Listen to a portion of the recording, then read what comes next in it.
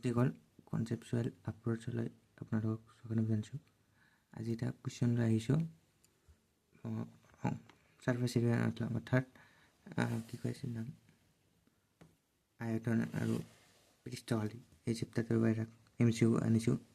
চ' এই কুৱেশ্যনত কৈছে এটা শংকুৰ উচ্চতা নতি উচ্চতা আৰু ব্যাসাৰ্ধৰ অনুপাত দিয়া আছে। নতি উচ্চতা মানে অৰ্থত আমি জানো L, ব্যাসাৰ্ধ মানে R জানো, ৰেচিঅ' দিছে 3:5 অনুপাত দিছে। এটা সমীকৰণ পাওঁ L² = R² + A², য'ত A² হয় আমাৰ সেই শংকুটোৰ উচ্চতা। ঠিক আছে, নহ'লে আমি ইয়াৰ পৰা H ল'ব পাৰোঁ, নাইবা আমি এনেকুৱা কৰিব পাৰোঁ ইয়াৰ এটা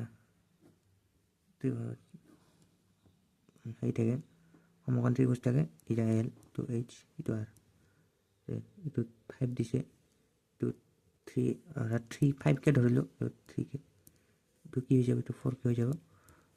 এটা হৈছে আল্টিমেটলি সেই পাইথাগোৰাছ উপপাদ্য দি এইটো হৈছে 4কে। ঠিক আছে, H 4কে উল্লেখ কৰে। ইয়াৰে পৰাও তুমি এই সমীকৰণটোৰ পৰা H-ৰ ভেলু উলিয়াব 4কে। ঠিক আছে, এতিয়া আমি জানো আয়তন অনুপাত r/3π²